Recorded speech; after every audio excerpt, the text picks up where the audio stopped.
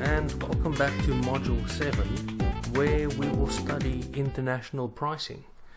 Now, if you are going to work for a non-profitable organization and you're not going to sell anything, of course you're exempt from this module. Otherwise, please bear with us. To help us understand pricing issues in foreign markets, we're going to first conduct a case study on MacDonalds, and then what we're going to do is to study pricing determinants followed by pricing strategies and price management. The ability of the consumer to afford a product can change in various parts of the world. As we can see from this presentation, the minimum national wage in Australia will enable a customer to buy a BigMac burger after working for just 18 minutes. But in Argentina, the customer would have to work more than 1 hour to buy the same BigMac burger. And in Afghanistan, the customer would have to work 6 hours just to buy a Big Mac. It would therefore not make sense for McDonald's to sell the product for the same price in each country if it would like to have a market share.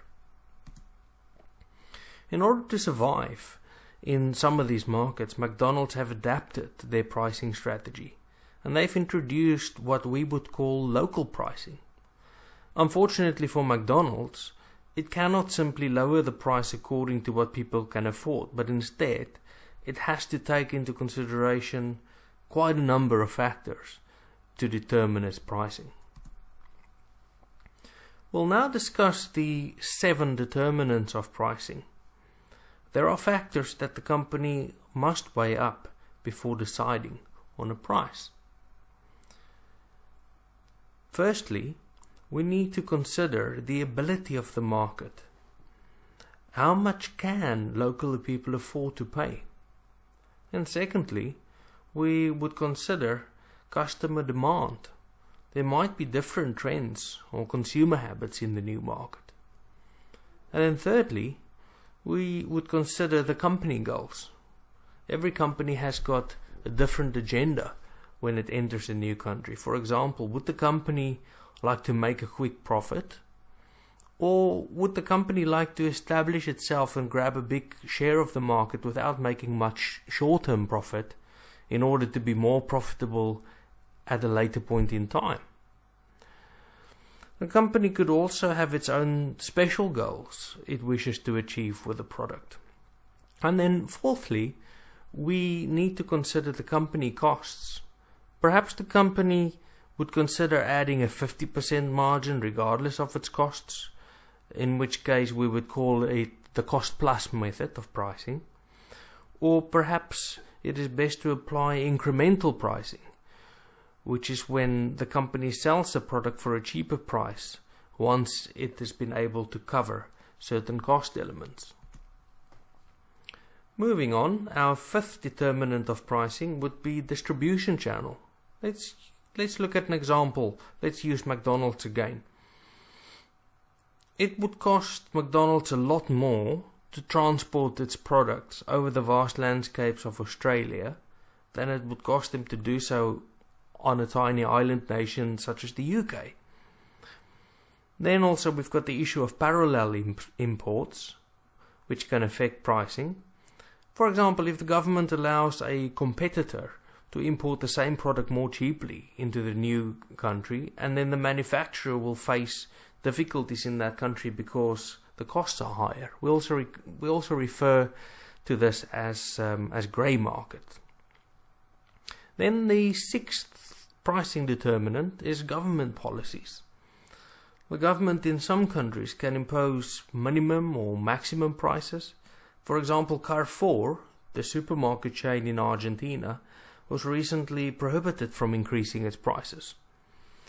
We'll also have to deal with import taxes, which may be expensive, and that's exactly why a laptop in Rio de Janeiro will cost twice as much as a laptop in Miami.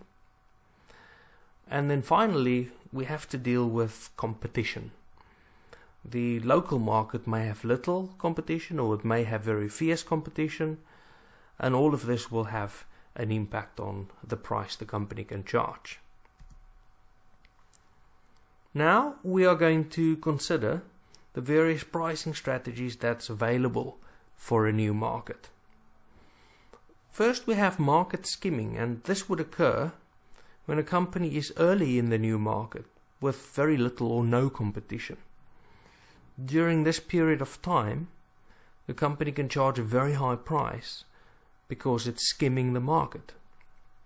Then we have market penetration, and this will typically occur when a company charges a very low price in order to gain a bigger share of the market, in order to gain a volume advantage. Then we have what is known as product line pricing.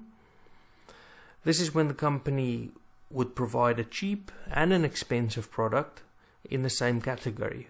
And again, McDonald's is the perfect example.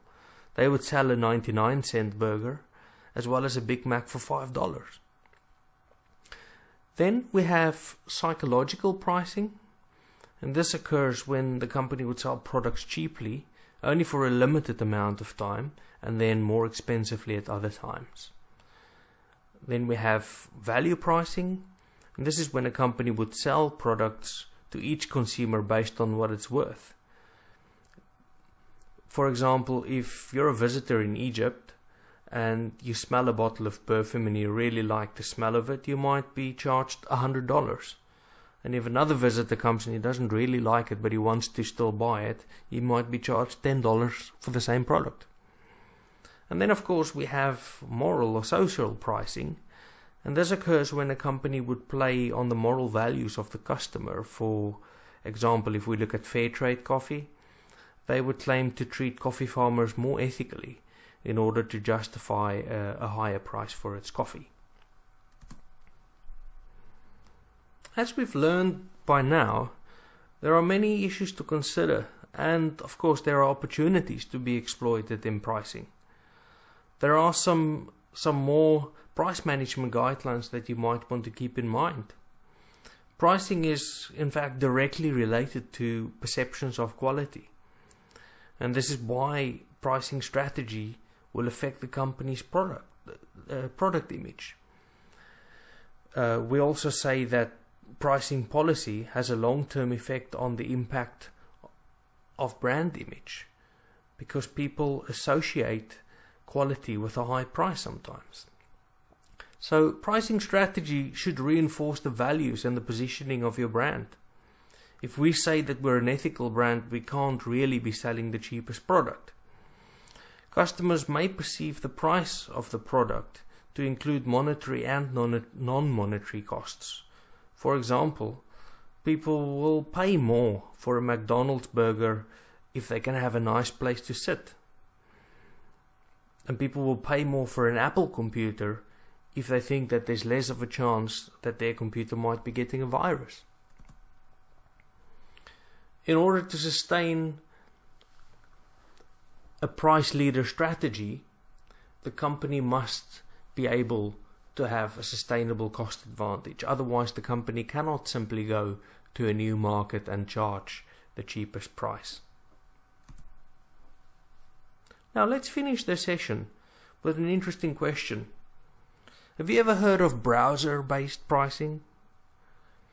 A travel company once charged Apple and PC users different prices for the holiday packages. In fact, it charged people who accessed its website via an Apple computer a higher price than those who accessed via a PC computer. This is because the company knew that Apple users had more money in general to spend than PC users. Now, why not do some research into this area of digital marketing? You might find it interesting. After all, it is pricing.